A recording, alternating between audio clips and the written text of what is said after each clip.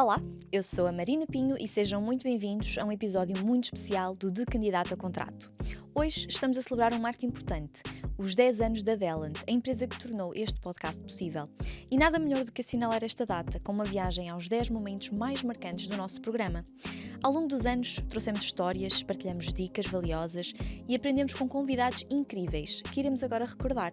Preparados para relembrar esta caminhada? Vamos começar pelo início. O primeiro episódio foi lançado em fevereiro de 2022 e apesar de na altura não termos o equipamento mais profissional do mundo, já tínhamos uma grande vontade de partilhar o nosso conhecimento com todos aqueles que se encontram a navegar o mercado de trabalho. Foi por isso que no primeiro tema falamos sobre uma das fases mais desafiantes para os candidatos, as entrevistas de emprego.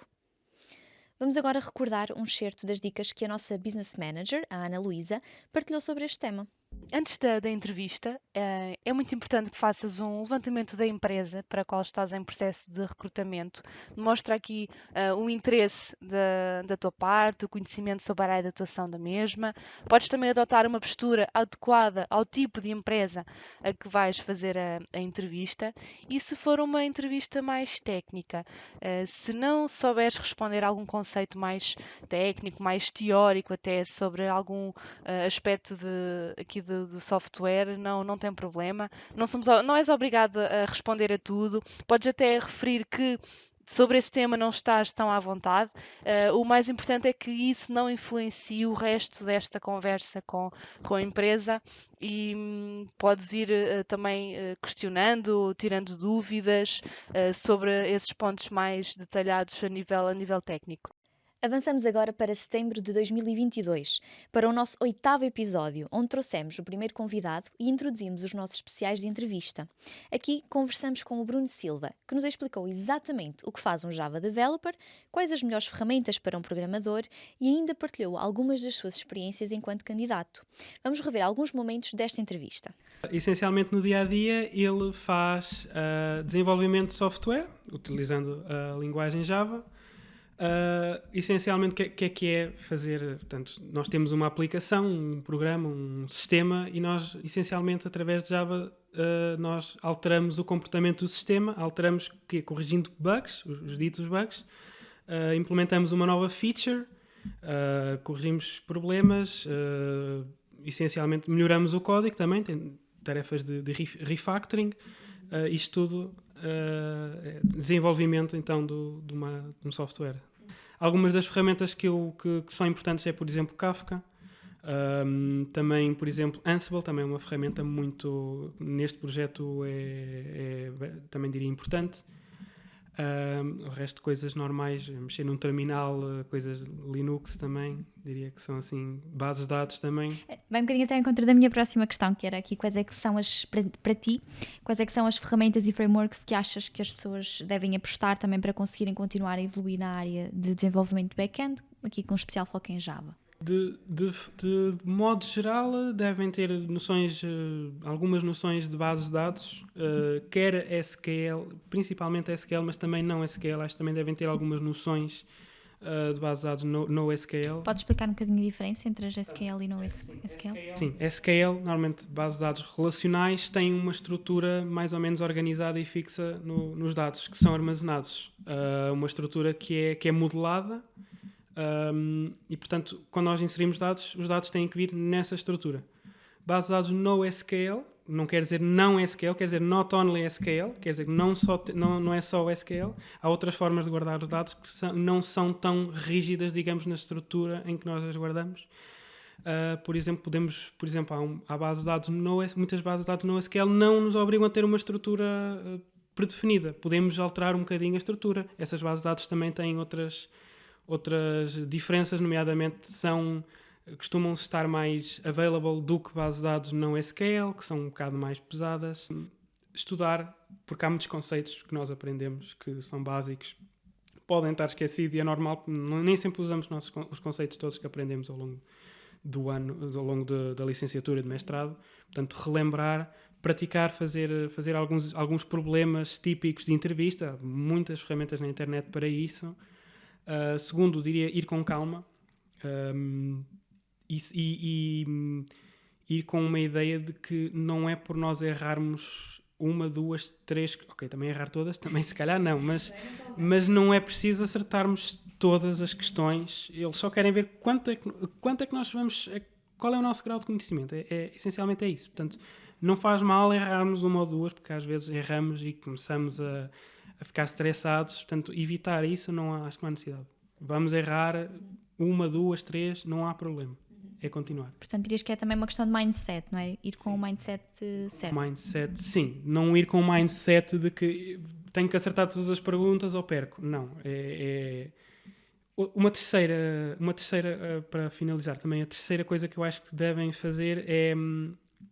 acho que também devem questionar a outra empresa, porque a empresa quer nos conhecer, quer saber o que é que nós sabemos, quer saber como é que seria trabalhar connosco. Portanto, temos que ter isso em atenção, mas também acho que é uma boa altura para nós perguntarmos ao outro lado como é que é trabalhar com eles.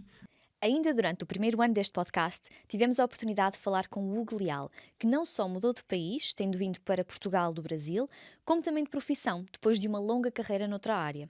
Explicou-nos porque é que Portugal se tem tornado tão atrativo para a imigração, como se devem preparar os candidatos para uma mudança deste género e como é que ele próprio conseguiu entrar em IT em Portugal. Curiosos? Vamos relembrar algumas das suas partilhas. Nós queríamos sair, queríamos vir para um lugar tranquilo, mais seguro, e pensamos como podemos fazer isso de uma forma correta, de uma forma fazer um processo de sair do país legal, tudo ok. Então vem aí os convênios, não só a facilidade da língua especificamente para a grande maioria das pessoas, mas também as particularidades de tratativa entre os países que facilitam muito isso. Então, por exemplo, nós viemos para cá, o visto que nós pegamos foi porque minha esposa veio tirar aqui uma licenciatura. E para a licenciatura que ela veio tirar, ela aplicou aqui na Universidade de Aveiro com o Enem do Brasil. Então, o Enem é o equivalente aqui, é o Exame Nacional aqui. Então, ela fez o Enem lá e conseguiu aplicar com o Enem aqui. Então, esse tipo de facilidade é que também faz com que várias pessoas escolham Portugal. A mudança nunca é fácil. A primeira motivação que você deve ter para mudar é ter certeza daquilo que você não quer e daquilo que você quer. Não adianta você querer mudar por mudar. A mudança por mudança vai levar a lugar nenhum, é melhor ficar onde está. Se você sabe que o que você faz no momento não lhe deixa feliz, que você quer optar por outra coisa, mude. Agora, mude para onde? Tenha certeza também que aquele caminho que você vai é o caminho que você quer. Aquilo você vai mudar para fazer uma coisa que você gosta de fazer. Então, eu comecei a estudar programação, fui aprendendo aos poucos e me peguei envolvido naquilo. Então, antes de fazer o bootcamp, eu tinha certeza que eu gostava daquilo. E também tinha certeza já não tinha, mas eu achava que eu conseguir assimilar o conteúdo, achava que me dar bem com os cursos que eu estava a tirar, e pronto, foi aí que eu entrei. Então, é ter certeza daquilo que você quer e que você também tenha uma mínima aptidão para desenvolver aquilo. Quando você muda, você recomeça, é um começo, todo começo é difícil. E eu lembro muito desses professores que eu acabei de dizer, eles alertarem sobre isso. Eles disseram, a Academia de Código ela tem um percentual muito alto de pessoas que acabam o bootcamp e conseguem emprego no primeiro mês, no segundo mês. Mas se isso não acontecer com vocês, não desista. Não desista, continue a estudar, faça outra formação online, continue a fazer projetos pessoais, pegue um problema do seu namorado, da sua filha, seja lá de quem for, e vá trabalhar aquilo, tente fazer uma coisa diferente, aumente seu portfólio, mas não desista. Vamos agora revisitar um dos episódios favoritos dos nossos ouvintes, uma conversa poderosa e inspiradora que tivemos sobre liderança e produtividade com a incrível Cristina Moura Rebelo, Head of IT Governance, Architecture and Projects na Mel, já na segunda temporada deste programa. Neste episódio exploramos a carreira de sucesso da nossa convidada e discutimos como é que os líderes podem conseguir ter equipas remotas, motivadas e produtivas. Tocamos ainda num tema muito importante para todos os profissionais, a produtividade, e exploramos algumas técnicas de sucesso como o timeboxing. Não foram apenas dicas práticas, mas uma verdadeira reflexão sobre como estas competências muitas vezes subestimadas, podem fazer toda a diferença. Um episódio que vale a pena relembrar. Durante a pandemia, de facto, houve muitos desafios até de saúde mental das pessoas. Este lockdown, para alguns foi interessante, foi engraçado, para muitos não foi, para a maioria não foi. Não foi ou porque tinha miúdos em casa e que tinha que dar apoio ao mesmo tempo que tinha que trabalhar. O meu caso foi um desses, não é? Eu tinha 2 miúdos em casa e tinha que lhes dar apoio enquanto trabalhava. Ou pessoas que vivem sozinhas e que vivem em espaços diminutos e que nunca foram pensados para ser escritório ao mesmo tempo que eram casa e assim sucessivamente. Portanto, o blog começou por ter que, na verdade, investigar, e andei à procura, ver as melhores práticas para poder ajudar a minha equipa a ultrapassar essas dificuldades do lockdown e da saúde mental, em primeiro lugar.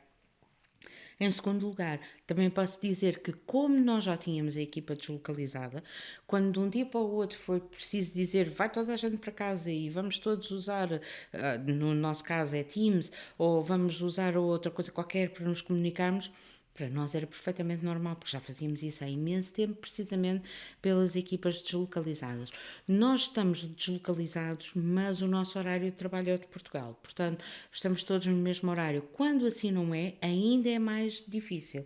Mas uma das coisas que eu tentei sempre ajudar as pessoas a entender, a partir do momento em que estamos deslocalizados e estamos no Teams, não vou dizer 24/7, mas muitas horas, quer dizer que lá para as pessoas estarem ali não quer dizer que estejam disponíveis.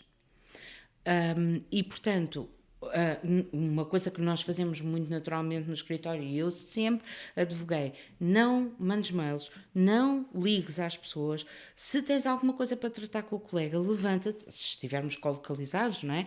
Levanta-te, vai ter com ele ou com ela e resolve o tema. E resolvam ali cara a cara.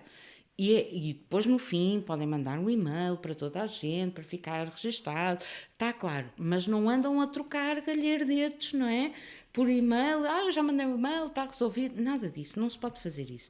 Agora, no Teams é diferente, eu não posso simplesmente estar a pingar as pessoas de minuto a minuto, ou elas não podem estar, agora vem este, agora vem aquilo, e eu não consigo fazer o meu trabalho, não pode ser. Portanto, nós tivemos também que começar a encontrar formas de fazer trabalho assíncrono, de forma a que as pessoas pudessem ter também a sua produtividade e pudessem também trabalhar. Portanto, combinar horas para falar, às vezes vamos abrir uma sala às X horas, quem tiver dúvidas, quem tiver temas, vai para lá e fala lá. E se for preciso, abrem-se mais salas, não é? Abrem-se grupos e as pessoas falam em grupos, mas até lá, por favor, aguenta, que é para podermos fazer o nosso trabalho em paz. Coisas como estas, tão simples, são o suficiente para as pessoas poderem estar focadas quando têm que estar focadas e depois então poderem responder a dúvidas e tudo isso, porque é mesmo necessário nós pedirmos ajuda e ajudarmos uns aos outros. E agora vamos falar da minha técnica favorita, que é o timeboxing, mas que não traz nada de novo, mas o timeboxing vem do Agile, e o Agile advém do Lean, e o Lean só pensa em eliminar desperdícios. Portanto, nós estamos a pensar numa técnica, vamos falar de uma técnica que tem no seu ADN a eliminação de desperdícios, o que logo começa bem, não é? E o timeboxing não tem nada que saber. Ora, nós temos um backlog, ou uma lista de tarefas, já prioritizada, vamos assumir. Quando olhamos para a nossa lista de tarefas, ela não nos diz quanto tempo cada tarefa leva a ser feita. E, aliás, a Marina também estava a dizer há pouco que, por vezes, acontece as coisas levarem mais tempo do que aquelas que nós temos pensado e, às vezes, até do que aquilo que temos disponível. Mas se nós olharmos para a nossa lista de tarefas e começarmos a transpor as tarefas prioritárias para a nossa agenda, então aí nós não só temos autonomia e a independência para podermos dizer, ok, esta tarefa leva 2 horas, eu tenho aqui esta slot, vou ocupá-la aqui. Ok, esta tarefa tem que ser feita antes daquele dia, mas só leva meia hora, portanto eu posso enfiá-la aqui num espacinho e assim sucessivamente. Começamos logo a ter aquilo que também o Agile nos dá, e timeboxing traz a Agile para as nossas vidas, para as nossas tarefas individuais, para tudo. traz-nos visibilidade, que é aquilo também que já falámos hoje do quadro de Kanban, traz-nos visibilidade. Quando nós olhamos para a nossa agenda, já vemos, especialmente, eu, por exemplo, uso muitas cores nas tarefas da agenda, e sei isto é deste projeto, isto é daquele projeto, isto é governance, isto é arquitetura, etc, etc. Então eu sei o que é que está a ocupar a minha agenda. E eu sei quando é que consigo ter trabalho, profundidade e de foco, e sei quando é que tenho que ter reuniões e assim sucessivamente. E quando olho para a minha agenda e vejo que está tudo completamente ocupado, sem me dar a tal margem que já falámos aqui hoje, então eu preciso de priorizar também aqui alguma coisa. Eu tenho que aprender a dizer que não. É a minha segunda técnica. Se calhar a primeira é dizer não e a segunda é o time box, mas pronto. Segunda técnica favorita, dizer não. A maior parte dos CEOs e das pessoas famosas que nós conhecemos chegaram onde chegaram, não foi por fazer muitas coisas, foi por dizer não a muitas coisas. Dizer não à maior parte das coisas.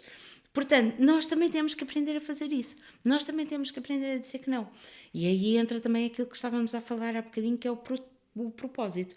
Quando eu sei qual é o meu propósito, então eu tenho que validar as coisas que me chegam para fazer de acordo com esse propósito. E está de acordo ou não? Em quinto lugar, relembramos o episódio mais ouvido do podcast, onde exploramos o tema delicado, mas essencial, de como pedir um aumento salarial com confiança. A Ana Ferreira voltou e partilhou dicas práticas para abordar esta conversa com o chefe de forma assertiva e profissional. Discutimos estratégias para valorizar o trabalho e argumentos para reforçar o pedido, abordando como superar a insegurança e transmitir confiança no momento certo. Um episódio imperdível para quem quer dar um passo em frente na sua carreira e assegurar um reconhecimento merecido. Pedir um aumento salarial pode ser intimidante, não é? Principalmente quando não sabemos qual é que é a melhor forma de abordar o assunto, mas existem algumas estratégias que podemos adotar para nos prepararmos para este momento e conseguirmos a tão desejável valorização monetária. E neste episódio posso abordar 4 dicas para que possas finalmente marcar esta reunião com o teu superior e pedir um aumento com confiança. Em primeiro lugar, é importante escolheres o momento mais adequado para abordar esta questão. Pensa no seguinte: a empresa está com uma boa saúde financeira? O teu manager está com muito stress? Se a empresa estiver a passar por uma fase mais conturbada financeiramente, ou até mesmo se o teu superior estiver com o foco em muitos assuntos ao mesmo tempo, poderá não ser a melhor altura para falares em aumentos. Podes também tentar abordar a questão na tua próxima avaliação de desempenho, fim do ano fiscal ou no final de um projeto importante que tenhas concluído com sucesso. Em segundo lugar, deves preparar-te para a reunião de revisão salarial. Podes procurar saber quais os valores praticados para o teu nível de senioridade no setor em que atuas. Reflete também sobre as tuas qualificações, os anos de experiência e o valor que trazes para a própria equipa e para a empresa onde te inseres. Depois podes fazer também uma lista das tuas conquistas e responsabilidades que tens acumulado ao longo dos meses e leva para essa mesma reunião. De seguida, mergulhamos no tema da assertividade no local de trabalho e trouxemos a Joana Nunes, Talent Manager na Dellant, que nos ajudou a aprender a dizer não de forma confiante e assertiva. Sabemos que recusar tarefas ou definir limites pode ser desafiante, especialmente em ambientes com alta pressão e stress. Por isso, partilhamos estratégias para manter o equilíbrio entre ajudar a equipa e preservar o nosso bem-estar, explorando como dizer não de forma clara, sem culpa e sem comprometer as relações profissionais. Este episódio é um guia essencial para quem quer ganhar mais controle sobre o seu tempo e ter mais energia no trabalho. Vamos rever um pouco. Em primeiro lugar, devemos atentar ao gesto e à postura corporal. Devemos estar atentos às expressões corporais e faciais. O contacto visual demonstra interesse e seriedade e, por si só, já é uma mensagem de segurança. Em segundo, devemos ter atenção ao tom de voz e ao vocabulário. O tom de voz deve ser calmo, sem gritos ou alteração de entoação. Devemos falar num tom nivelado, ou seja, um equilíbrio entre comunicação equilibrada e inteligência emocional. Aqui o objetivo é claro e concreto, sempre com respeito pelo outro. Nunca é errado expressar os nossos sentimentos, mas há formas e formas de o fazermos. Em terceiro lugar, devemos falar com propriedade, falar com conhecimento de causa. É importante ter capacidade de argumentação, sempre com espaço para aprender. É importante também sermos diretos para que se possam transmitir as ideias que realmente importam. Em novembro de 2023, tivemos o privilégio de conversar com o Pedro Almeida, um Agile Coach experiente, sobre o que significa ter equipas ágeis e hiperprodutivas. Abordamos práticas essenciais do mundo do Agile, desde a implementação de metodologias de trabalho que aumentam a colaboração, até estratégias para fomentar uma cultura de melhoria contínua. Se queres saber como transformar a tua equipa numa verdadeira máquina de produtividade, com flexibilidade e eficiência, este episódio traz dicas valiosas e insights para implementar o Agile no teu dia-a-dia de trabalho. Vamos lá recordar alguns dos melhores momentos desta conversa. O primeiro passo é usar comunidades que existem em Portugal, muitas delas são remotas, internacionais. É um espaço fundamental para ajudar as pessoas a fazer a mudança, porque ajuda a ouvir experiências reais, ajuda a criar contactos, a aumentar a rede de pessoas, onde pode depois ter uma conversa mais aprofundada com uma determinada pessoa para perceber como é que a pessoa chega lá, como chegou lá.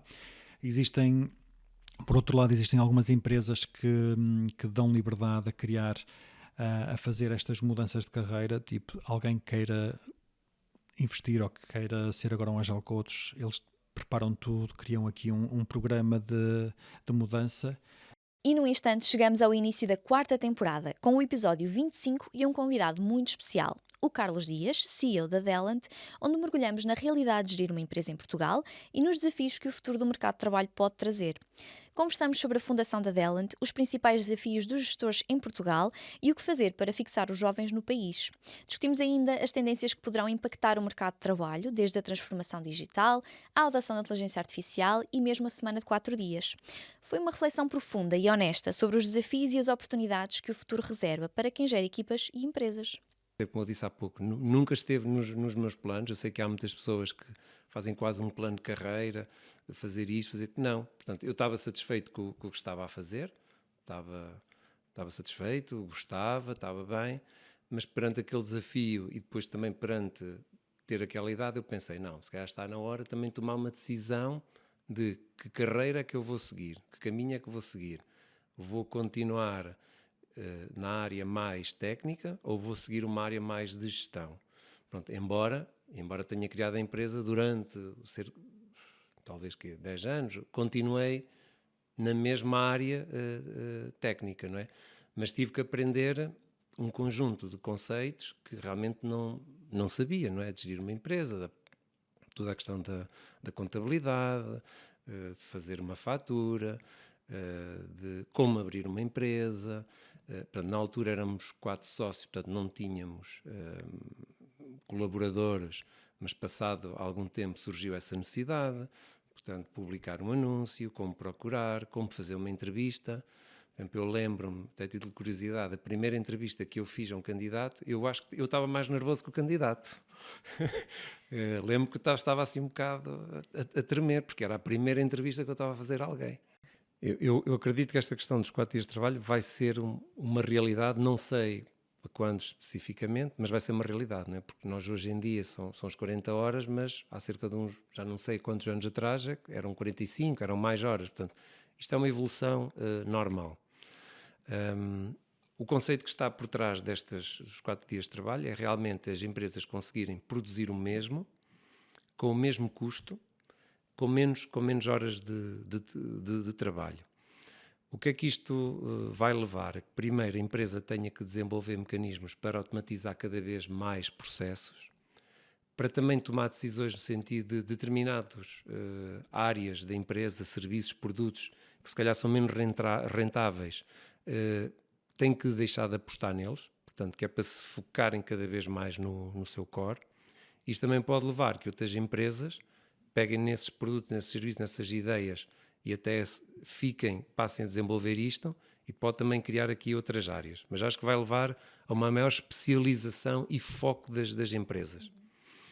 Por outro lado, os profissionais também têm que ter um trabalho mais focado, ou seja, tirar maior rentabilidade do próprio tempo e diminuir as distrações, não é? Como eu já disse anteriormente, hoje temos mais distrações que tínhamos há uns anos atrás, não é?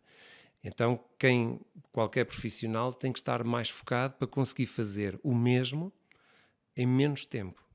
Avançamos agora para o episódio 28, onde exploramos as várias formas de gestão entre a vida pessoal e profissional com a Cláudia Tavares, Global Business Manager na Delant.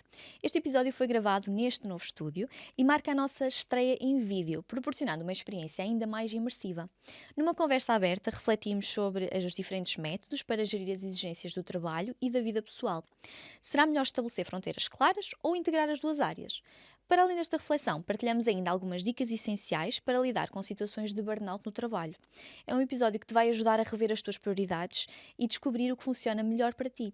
Aqui ficam os melhores momentos. Efetivamente a prioridade era o trabalho e acabava por ser o trabalho que era o objetivo primordial e que fazia com, no momento se calhar era o mais importante para mim, era realmente o trabalho e o crescimento profissional. Portanto, daí que fosse a prioridade e eu acabasse por não integrar a vida pessoal, ou melhor, até acabei por descuidar a vida pessoal, por descuidar a vida pessoal em detrimento do próprio trabalho, sim.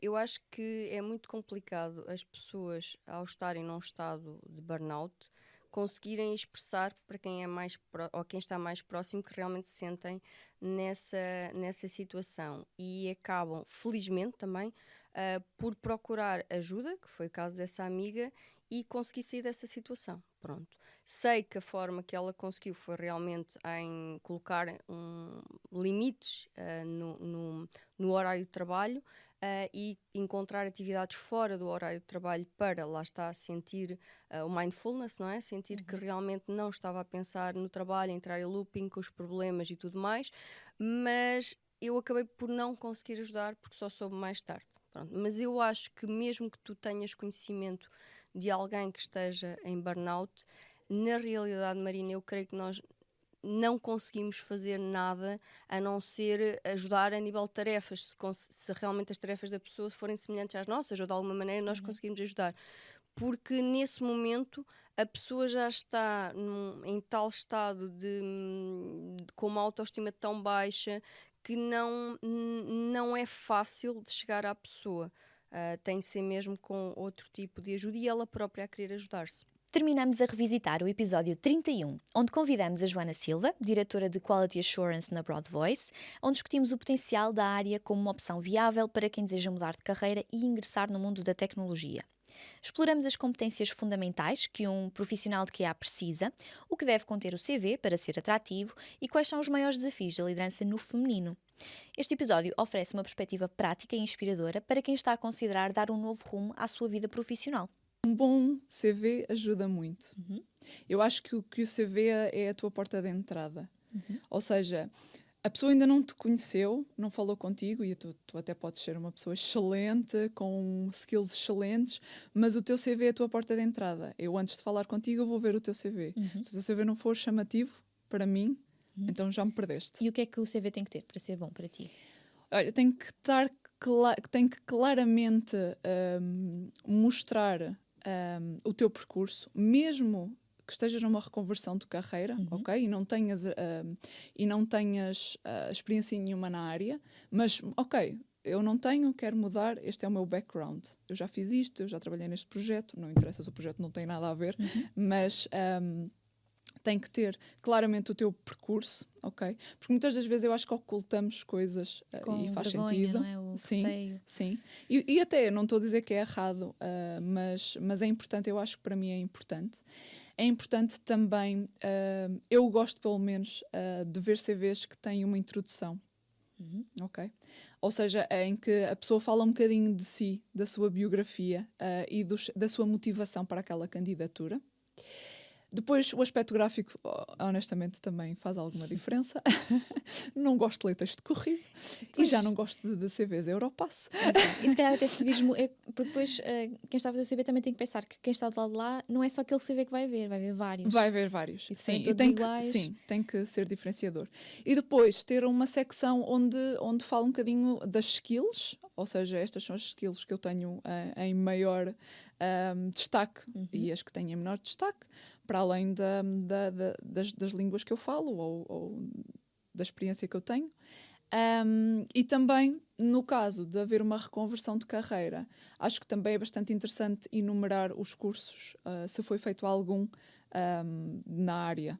na área. Falaste aqui dessa questão das nacionalidades e acredito que tu, não sei se já sentiste isto, e foi uma coisa que eu, agora é que estavas a falar e estava a refletir. Sendo mulher líder e trabalhando com nacionalidades distintas, onde o papel da mulher também é diferente, acredito que também não seja muito fácil, porque, ok, aqui no Ocidente ou em Portugal existe uma forma de vermos isto, não é? Mas se calhar na Índia ou no Paquistão, falaste aqui de alguns casos, o papel da mulher é um bocadinho diferente. Portanto, eu acredito que ainda sejam, para além de todos os desafios que já tinhas, ainda esse por cima, não é? Portanto, ainda Sim. mais complicado. E acreditas que nunca me tinha pensado nisso até há, sei lá, um mês, ter tido uma situação e que me levou a pensar, mas será? E é verdade. Ou seja, culturalmente o papel da mulher é diferente nestes países todos, nestas etnias todas com as quais trabalhamos, e o papel da mulher, então, na liderança, cria ainda mais alguns desafios. E sim, tal como estavas a dizer, é mais um desafio, sim. É mais um desafio. O curso ajudou também um bocadinho nisso? A lidar com esse tipo de situações? Sim, eu acho que sim. Eu acho que sim. Eu acho que tirei realmente muito partido deste curso, desta formação. Esperamos que tenham gostado desta viagem pelos 10 melhores momentos de candidato a contrato. Mas ao fim de quase 3 anos de podcast, muitos são os episódios que valem a pena revisitar, mas que não constam desta lista. Falamos sobre o que não colocar no CV, como ter um perfil de LinkedIn diferenciador, como analisar um recibo de vencimento, como escolher a melhor proposta de emprego, entre muitos outros temas importantes para todos aqueles que navegam o mercado de trabalho português. Para o podcast foram 33 episódios, mas para a Adelante foram 10 anos de aprendizagem, evolução e crescimento. Só podemos desejar que venham muitos mais anos e episódios memoráveis. Também queremos saber qual foi o vosso momento favorito, por isso partilhem connosco nas redes sociais da Adelante e fiquem atentos às surpresas que estamos a preparar por lá. Terminamos assim a 4ª temporada, mas iremos voltar em breve com novos convidados e temas renovados. Obrigada e até breve!